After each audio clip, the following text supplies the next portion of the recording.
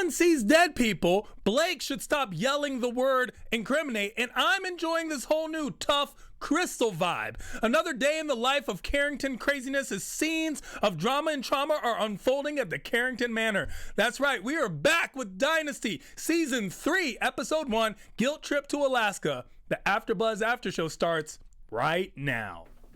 I'm Maria Menounos, and you're tuned in to AfterBuzz TV, the ESPN of TV talk. Now, let the buzz begin.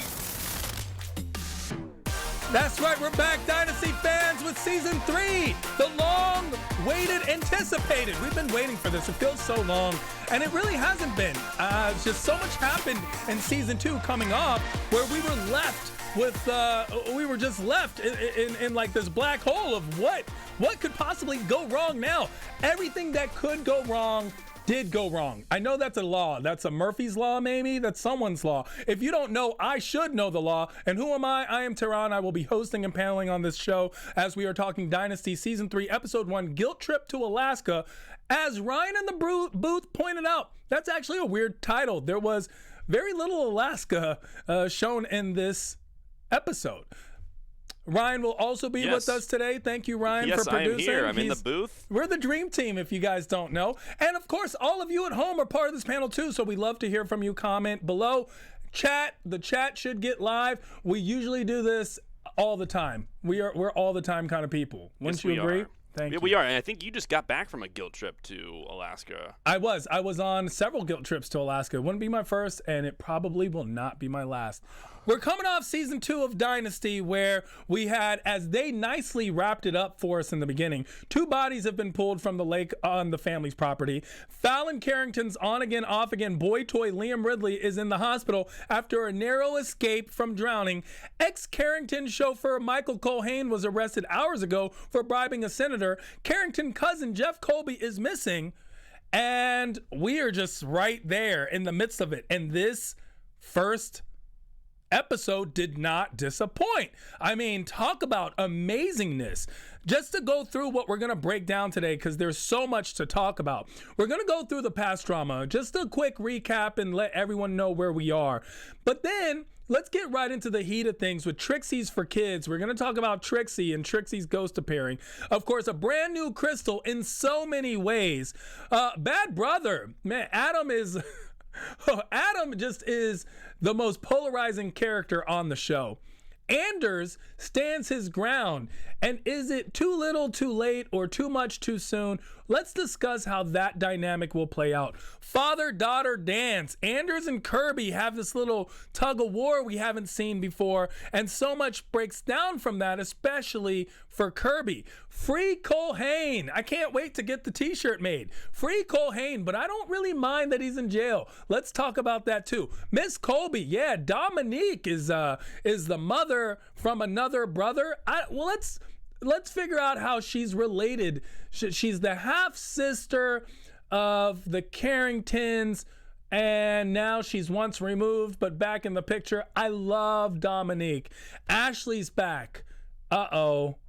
So much trouble going to happen there. Carrington Foundation Gala. We do have some news and gossip for you. We're going to play our favorite game, which is What You Wearing? The best outfit of the show, because we all care about that so much, especially Ryan.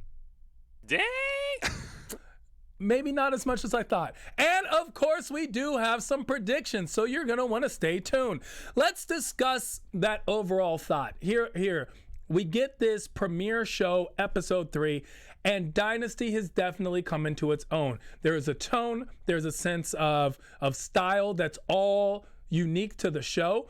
Dynasty is the best, worst show on television, and we love it so much. All the drama, all the time. What more can happen to this Carrington family? And honestly, so much drama happens to them that I'm lost and left to think that they aren't just billionaires, they're trillionaires. This stuff costs a lot of money. Where does it all go? And how much? And it's making me want to be like, I need power, I need money. I just want to be able to get away with all the things that they get away with. It's crazy to see the amount of drama that happened. like I said in the beginning of the show, they wrap it up very nicely. We get this new investigative journalist who seems to be definitely a storyline and plot and possibly plot hole that we're going to see unfold and unravel before us, but wraps it up with 2 bodies have been pulled from the lake. Remember, we got the lake bodies of Trixie and Mac. And Trixie, of course, being Fallon's friend, who was she shoved? Was she pushed? Did she fall? It's almost as if a memory has become the truth and the truth has become the memory. You've lied to yourself so much, we don't know what the truth is. You can't handle the truth. And I don't think Fallon can, to be honest. We also get the body of Mac. Mac, of course, being the person who was blamed for a bunch of things that he didn't do and he was killed. He was killed and dumped into this lake. How many more bodies? That's a valid question when they ask. How many more bodies are we going to drag up? How many bodies do the Carrington family have? And does this make them kind of serial killers? Everybody who comes in, they are the most toxic family. I mean, everybody who comes in contact with them, something happens to them. And don't forget, we have a missing brother that no one's bothered to hunt down or figure out what's going on with them. It's like, oh, he's in rehab. He'll be fine. Of course, Liam, if you remember at the end of last season, also got hit on the head. Literally got hit on the head by Adam out of anger. Or did Adam do it on purpose? I mean, I felt like it was out of anger, but Adam always seems to have a diabolical plan. There's so much more to what Adam is capable of. I mean, he's always, just when you think he's one step behind, he's always one step ahead. It's crazy to just think of how Adam puts things together in his mind. He is, on one hand, a total sociopath, psychopath. On the other hand, he just wants his place in the Carrington family and a place beside his father, and he wants to be the most loved son. It's both a tragedy and a comedy, and of course a dramedy all the way when you look at just what he's capable of. So Liam's in the hospital and comes out with the predictable, he was in a coma and now he has no memory of what happened. He has no memory. He's just lost everything. And it was kind of predictable to see him come out of that. Let's be very honest. It wasn't so predictable when we see the twist where he remembers Ashley so well. Now that's not so predictable, right? Finally, we get this Kool Haines drama. And when I say finally, trust me, there's way more drama. But we get this Kool Haines drama where he has been set up for bribing the senator. He's in jail. He's trying to prove his innocence. He's talking to anyone that wants to hear from him. And we know that he didn't do it, but then again, we're not as upset that he's in jail because he kind of tried to dry snitch on the Carrington family. And let's be very honest. The harsh truth is, for better or for worse, the Carringtons have helped out Michael Kool Haines immensely. He went from chauffeur to executive because of this family. He's gone from minimum wage to maximum prison sentence. And that was, I feel like it was done on his own. Chef Colby's gone, and that's because he set up his murder so that it looks like Adam did it. There's not a real big follow-up to it. Then we, of course, think that he did this on his own volition, and we realize that no, his mother, who's come back into the picture, Dominique, she's the one that did it. She set it all up, which is, I don't know how to put it. What is her angle? Dominique is a very intriguing character. She is the anti-Adam. She is Adam on this side of the spectrum. And I don't just mean that from skin tone on down to gender. I mean, her and Adam have way more in common, and yet they have their own agendas and are both the definite antagonists in the storyline and a family of antagonists. So Jeff has this all set up, and what are we going to do with that? Where does that go? We also have Kirby taking the company from Fallon. We have Fallon not knowing what's going on. She's reliving this Trixie thing.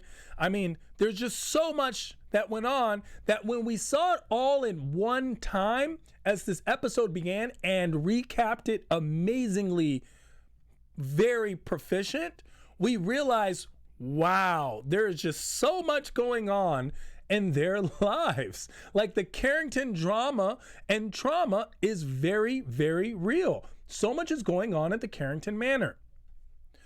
Let's examine the one that's got the most supernatural powers going on. Trixie appearing for Fallon. Clearly, Fallon is feeling some sort of guilt. She's pushed the memory away as if it didn't exist. And now it's all in her face. She keeps seeing Trixie everywhere she goes. At one point, I thought it might have been Adam doing some tricks because we saw Adam do that, of course, in the past with the brother. So because we saw that, I thought it was possible that the way that Adam did it with Steven, we're seeing Adam do this now to Fallon in a Trixie thing. But no, the case is this is her guilty conscience. She feels very bad for what she did, but not so much. She feels more mad for being caught because she didn't care until it was all revealed.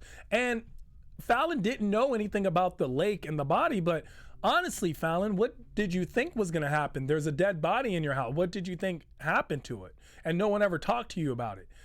I don't know. And I wasn't I understand Fallon's guilt to the point where she felt like she had to go and to the police and tell them everything, and she had to let them know. And I'm glad she worked out the Mac angle, because when I thought for a second, blaming Mac, I thought for a second that she was telling on her father. I was like, oh no, let's not do that. It was, I don't know. It was just driving me crazy that could be the possibility, right? That she's telling on Blake. And I'm like, why would you tell on Blake? Blake has done everything in a way, in his own diluted, perverted way, to protect this family and the family legacy, even throwing the body in the lake. But thankfully, Fallon did not dry snitch. She created a concoction which was plausible. She said it was Mac. And because at first, they all denied even knowing what happened, and they all had the same story. And that was great, watching the editing on the beginning of the show where they all had the exact same story and they stuck to it. And that shows you how tight-knit this Carrington family is, and how they do come together when there is a situation. They get together. They look with the Carringtons. It really goes us against the world in a lot of ways. Sure, there might be problems, but it's us. We will deal with us ourselves. It's not outside. One of the problem-dealing situations, of course, was the onset of a new Cristal, something I wasn't expecting. Of course, we knew midsummer news-wise there would be a new Cristal, and this Cristal comes in the form of Daniela Alonso. Before, of course, Cristal was played by Ana Brenda Contreras, who did an excellent job. I was very wary at this new Cristal. She pops up. I feel like she's got this youthful energy to her. She's a tad bit prettier in a way, or not even prettier, but just different looking. She plays this pretty part. I mean, she of course was a model. I don't want to call her prettier. It's just in a different, because let's be very honest, Anna was very attractive herself, but there's a youthfulness that plays out to Daniela that's a little different. She's lost the accent. It's not as profound. So I was a little wary about her, but she grew on me by the end of the episode. I liked, as they put it, the tough new Cristal. This Cristal was more in your face. She was confrontational. She wanted results. She knew what she wanted and she knew how to get it.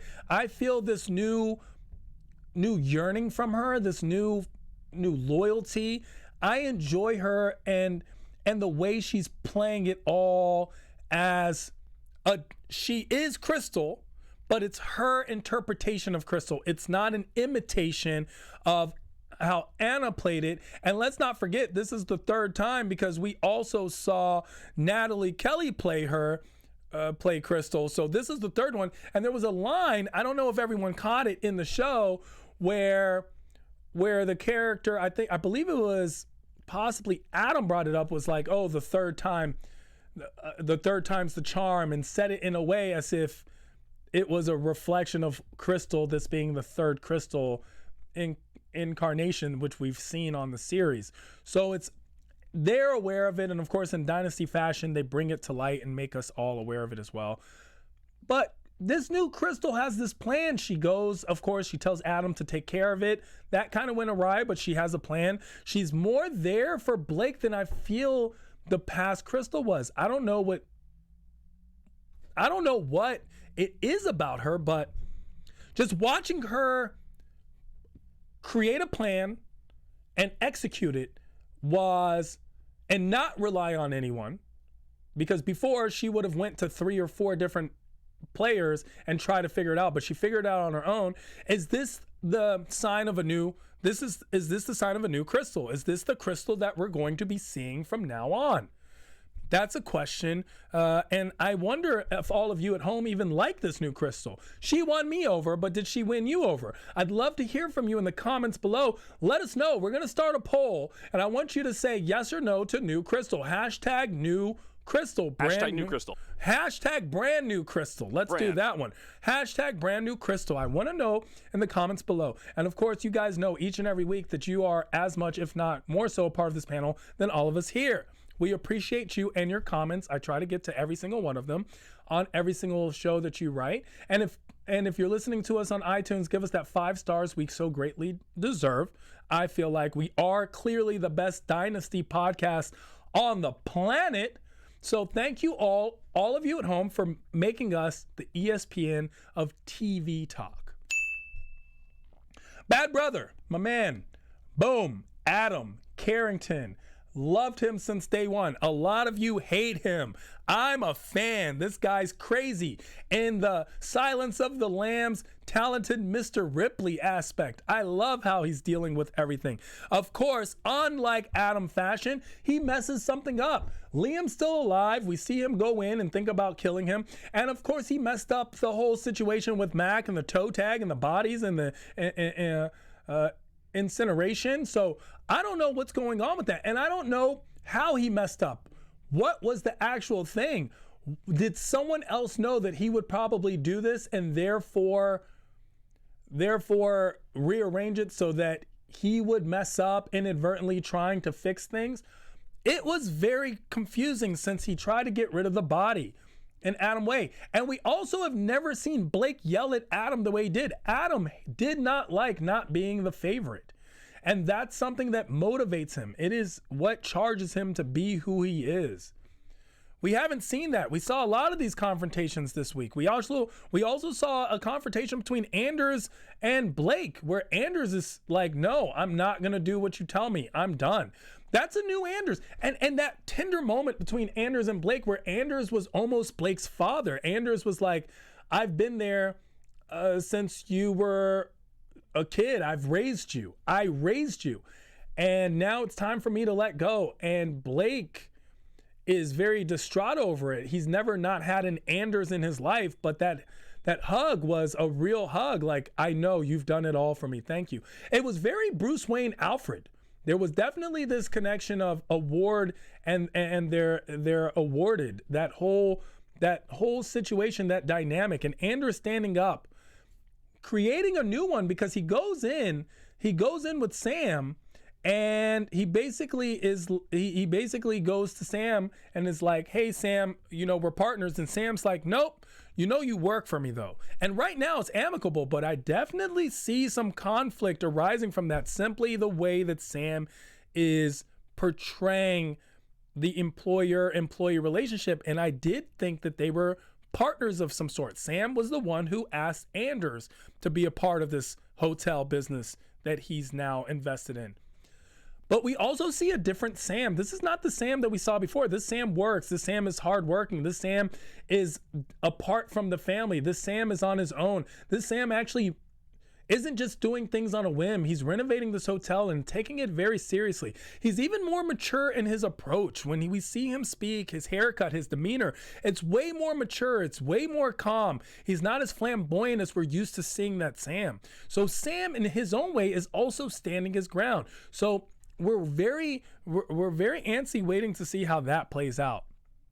And then finally, we see Kirby and Anders standing their ground with one another when they do this dance where Kirby almost looks down at her father, and her father's like, I've done all the things that I've done, but you getting kicked out of the house is probably the best thing for you. You need to stay away from this family. It is toxic. And of course, they are a toxic family. I mean, look at everything that's going on. So Kirby has her own situations. Kirby is in this tiff with Kool Haines. She has no place to live. She's finding her own. She's taken this company from Fallon, which I think is honestly, I don't care what's been done to Kirby from before. That's kind of a bitch move to do, is to just take the company with the promise that you would sell it back. If she had done it in the right way, I would have been different. But she didn't do a hostile takeover. She did a shady takeover.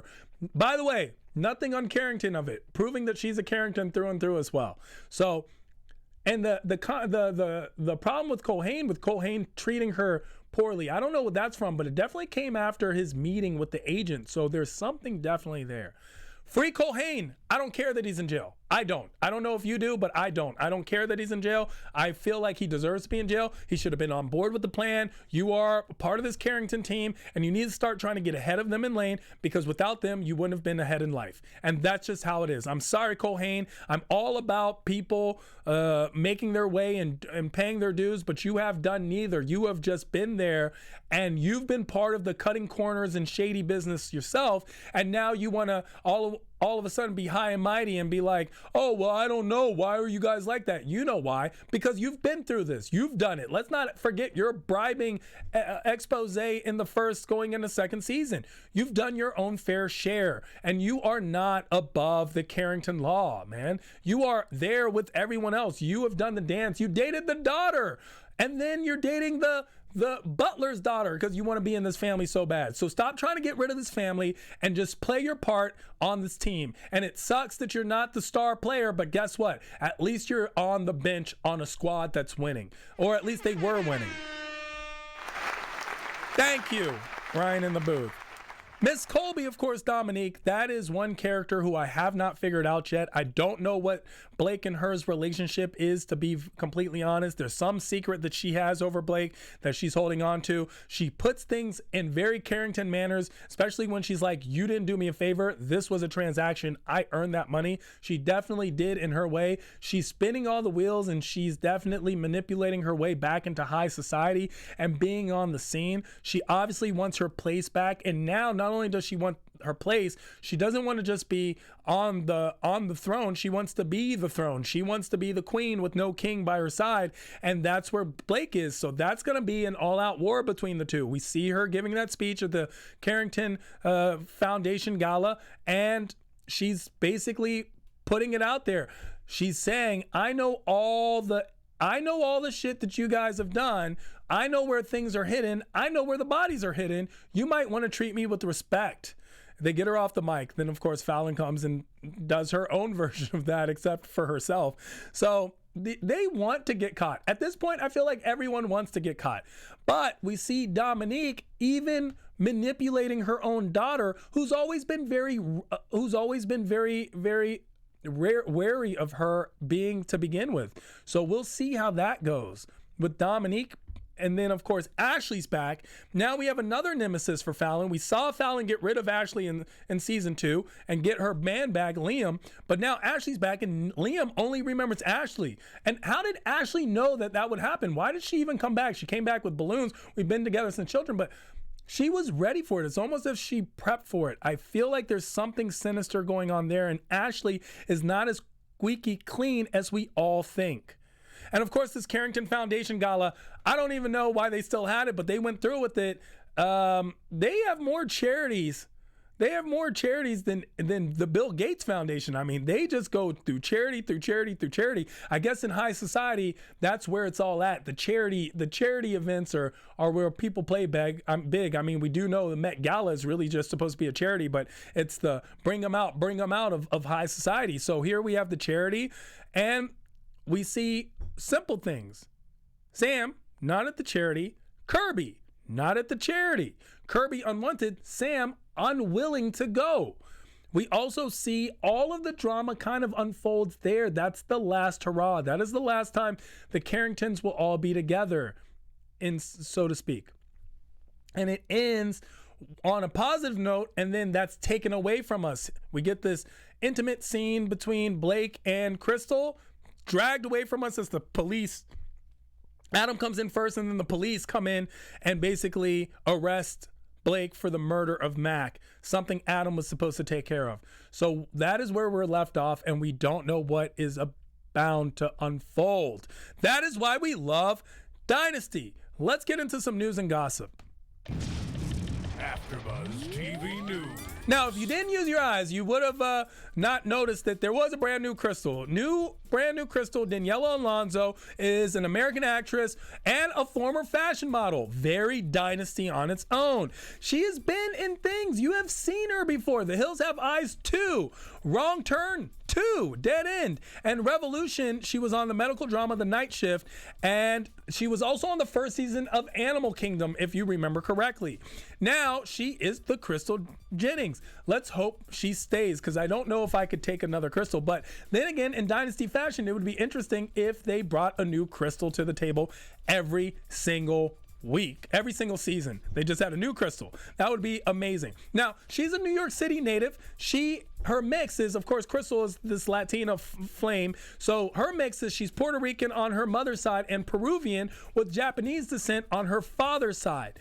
And you don't want to mess with this girl because not only is she a supermodel and been on the covers of 17 and YM and Teen, but she's also a fourth degree level green belt in karate, and she knows her things. And she's also a very strong supporter of PETA, so good for her for having a kind heart, even though she plays this unkind woman on television. That's enough for good news and gossip. Stay tuned as we get to all the rumors each and every week right here on Dynasty's After Show. You're going to want to know the stuff we know because we're on the inside, bro. We're on the inside. What you wearing? Our special segment. Yo, you looking good, man. You looking good. Come on. You fancy, huh? Yeah, you looking good. I'm going to have to go with Cristal's dress to the charity foundation. A dress that was so bad that Blake was willing to stay home and not even go just to look at her in that dress. That dress was phenomenal. I don't know what your pick is, but we'd love to hear in the comments below. You guys know each and every week, pick your favorite flavor of the week. Pick that favorite outfit because the outfits on Dynasty are outstanding. Should win an award. Jump into predictions, shall we? Your AfterBuzz TV predictions. I mean, anything I predict would have a chance and still be wrong. That's the truth of Dynasty. I think that Kool Haines has made some type of deal with his agent and somehow Sanders is involved. I think that Ashley and Fallon will fight fire with one another. Ashley's no longer going to be the squeaky clean. And I also think that the Mac thing was a setup, but not by Adam. So it's interesting to see. It might even be Cristal's family, because let's not forget that they've had some tension with Blake from season 2, and that didn't come back. Also, where is Steven? Let's get into that. We're going to have to find that out. And I think we find that out at least midway through the season. That's where the Steven thing plays. And Dominique and Blake, of course. That's going to be fireworks, you know? Well, we'll find out. We'll find out next week. Until then, you can find me at I Am Tehran all across the board. And, of course, hosting and paneling on a slew of other AfterBuzz after shows, because all of your favorite TV shows are my favorite TV shows, too. Make sure to check out Ryan. Ryan, what's your Instagram? My Instagram is at @RyanNilsen_. That's NILSEN_. You might want to check him out because we're going to be doing a lot of panels together, and you're going to want to stay part of this dream team that we are, that is us. Watch us. Until then, we will be talking more Dynasty next week. Until I see you later. Our founder, Keven Undergaro, and me, Maria Menounos, would like to thank you for tuning in to AfterBuzz TV. Remember, we're not just the first, we're the biggest in the world, and we're the only destination for all your favorite TV shows. Whatever you crave, we've got it. So go to AfterBuzzTV.com and check out our lineup. Buzz you later. The views expressed herein are those of the hosts only and do not necessarily reflect the views of AfterBuzz TV or its owners or principals.